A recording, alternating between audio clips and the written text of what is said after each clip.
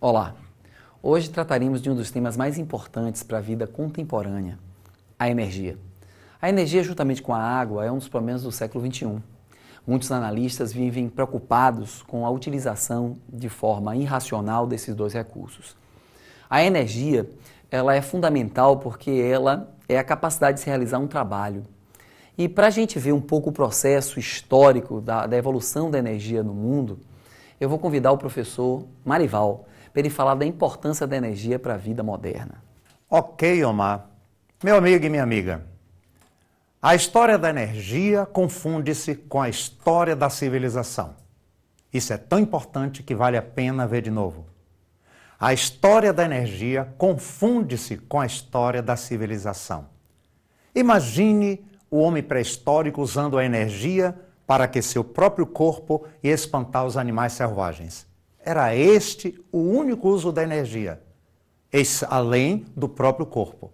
Agora venha para o dia de hoje. Será que o homem moderno se contentaria apenas com a energia do fogo? Claro que não. Hoje temos à nossa disposição uma parafernália de computadores, televisores, celulares, automóveis e muito mais. O consumo de energia na civilização cresceu milhões de vezes. Mas tem um problema. Cada vez que se usa a energia, existe um lixo energético que é dispersado pelo meio ambiente. E se houver reação química no meio, há também um resíduo material. Eu vou lhe dar um exemplo. Quando você vai num posto de gasolina, que você coloca R$10 para abastecer seu veículo, você sabia que você usa menos de R$3 para movimentá-lo? O restante, R$7 ou mais, é dispersado pelo meio ambiente sob a forma de energia térmica e uma série de outros poluentes, alguns nocivos à saúde humana. Estamos diante de um desafio. A geração do agora precisa criar uma alternativa para que o lixo resultante do uso da energia não faça mal à saúde humana e possa até servir de alimento para o planeta. Há dois tipos de fontes de energia. As renováveis, aquelas que nunca se esgotam, como a energia solar, eólica dos ventos, como a biomassa da cana, óleos vegetais de todo tipo, como de soja, milho, entre outros. E nós temos a energia que sempre se esgota, que são as não renováveis. Essas energias não renováveis, elas marcam, digamos assim, a utilização da humanidade durante um certo tempo. É a que prevalece hoje, que é o petróleo, o carvão mineral, entre outras.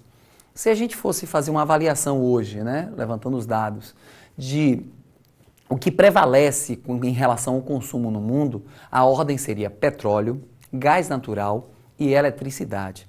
Quando a gente avalia o Brasil, o consumo de energia brasileiro, notamos que o petróleo aparece também em primeiro lugar, seguido da biomassa, com destaque para a cana-de-açúcar, por causa do etanol, superou recentemente. O terceiro grupo seria a hidroeletricidade, que seria a terceira fonte de energia brasileira. Sabemos que, dentre as várias fontes de energia, é preciso destacar algumas. O petróleo, sem dúvida, é a fonte mais usada pelo planeta e pelo Brasil. A humanidade, depois da descoberta do petróleo na segunda revolução industrial, ela mudou seu comportamento. Os produtos advindos do petróleo, como todas as tintas, praticamente, os automóveis que são movidos através da combustão de óleos e combustíveis como gasolina, entre outros.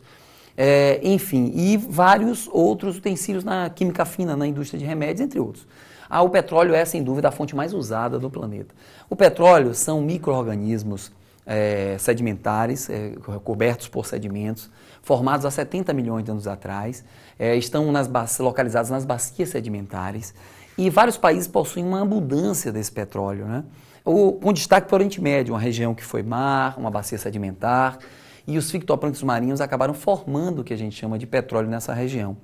O destaque dessa região é por causa dos conflitos que há e que sempre ocorreram nessa área em busca desse, digamos assim, ouro negro durante os últimos, talvez, 200 anos, mas principalmente nos últimos 50 anos, com destaque para a crise do petróleo na década de 70, que impulsionou toda uma mudança no comportamento comercial desse minério fundamental para a vida contemporânea através da criação da OPEP, Organização dos Países Exportadores de Petróleo, que criou um cartel que estabeleceu preços. Nós vivemos hoje uma alta dos preços do petróleo nunca vista e todos acreditam que essa alta é muito fruto do aumento do consumo, principalmente de países emergentes como Brasil, Índia, China, que vieram consumir em grande escala esse produto, antes consumiam um pouco, principalmente a China, que é um destaque hoje na economia mundial. O petróleo no Brasil é encontrado principalmente no Rio de Janeiro. O Rio de Janeiro é dono sozinho de aproximadamente 80% do petróleo brasileiro na bacia de Campos. Mas é preciso relatar que há outros estados também que produzem petróleo, como é o caso do Rio Grande do Norte, a própria Bahia, Sergipe, o estado do Amazonas, mas em escala menor. A maior parte do petróleo brasileiro é encontrado no mar, no oceano, na plataforma continental, numa extensão do continente submersa. O Brasil desenvolveu uma tecnologia em extração de águas profundas. A Petrobras é campeã hoje no processo de extração de petróleo em águas profundas e por isso o Brasil se destacou recentemente, descobrindo novos poços na Bacia de Santos. Você não vai poder esquecer disso, na Bacia de Santos, em São Paulo, próximo ao Rio de Janeiro, próximo à Bacia de Campos, novos poços de petróleo que estão sendo avaliados e o Brasil pode ser um dos países de maior produção de petróleo no mundo, caso seja confirmada o volume de petróleo existente nessas novas bacias descobertas. Outro produto também que a gente não pode esquecer é o carvão mineral. O carvão mineral foi a base da primeira revolução industrial, foi fundamental para o desenvolvimento da indústria moderna, que é fundamental para a indústria logo depois contemporânea, existente hoje. Esse carvão mineral é também encontrado em bacias sedimentares, é também encontrado em elementos, em áreas que foram cobertas, digamos assim, por sedimentos. A bacia sedimentar em que encontramos o carvão, normalmente são antigas florestas soterradas. Então o carvão normalmente é fruto de antigas florestas soterradas. É bom lembrar que o carvão mineral ele é encontrado em abundância em várias áreas do planeta, mas há algumas áreas tradicionais muito importantes. Primeiro, a Mandchúria, na China. A China tem muito carvão, por isso que usa muito, polui muito hoje no mundo. Há também outras áreas, como nos Estados Unidos, na Índia, a Alsácia-Lorena na Europa, entre França e Alemanha, foi disputa, alvo de guerras por isso, mundiais. Mas o Brasil possui reservas na região sul.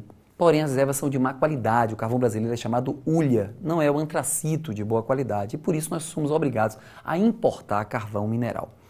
É bom lembrar que o carvão mineral é usado para 3 coisas. Para siderurgia, fabricação de aço, para metalurgia, derreter metais de todo tipo, e a termoelétrica, que é quando você queima carvão, produção de eletricidade, que é um absurdo, polui muito, mas é também usado para isso.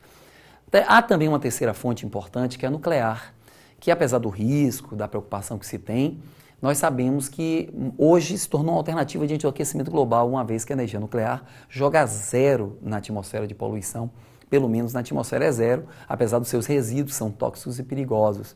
É uma solução, uma alternativa e tem crescido no mundo todo. Mas o destaque maior hoje, quando se fala em fonte de energia, é o Brasil. O Brasil e seu etanol, porque as fontes de energia alternativas, como eólica, solar, têm crescido, se mostrado bastante eficientes, têm ajudado a compor a energia do mundo. Porém, o etanol tem crescido muito na sua utilização, tanto no Brasil como nos Estados Unidos. Infelizmente, os Estados Unidos usam o milho como fonte de produção do etanol. O Brasil usa a cana-de-açúcar, que produz menos problemas em relação aos alimentos. Mas há muita crítica que a cana tem crescido muito, ocupando área de produção de alimentos. Mas o etanol tem sido uma solução, porque, de certa forma, polui menos que a gasolina. E, por isso, o Brasil é uma referência e está sempre presente nas provas. Eu preciso que você também lembre do biocombustível, que é uma realidade brasileira. A gente já tira do óleo de soja, o óleo de girassol, de mamona, entre outros, essa substância que polui menos que o óleo diesel e também é uma referência, enfim, na questão da diminuição dos gases que promovem o aquecimento global. O Brasil também tem sido referência, justamente com China e Índia, na fabricação dos biodigestores. O que seria isso? Seriam áreas em que se pega os lixões, ou mesmo bagaço de cana, sobras da agricultura, se enterra, deixa que as bactérias anaeróbicas produzam o metano, que é poluente e tal, mas você cobre, absorve esse metano, queima, produzindo um pouco de CO2, porém produz eletricidade. Quer dizer, usar o lixo para produzir eletricidade orgânico tem sido uma das soluções mais eficientes, mais importantes, e o Brasil é referência nesse fato. Então estude, fique ligado em nossas aulas e boa sorte. Um abraço. Fique com Deus.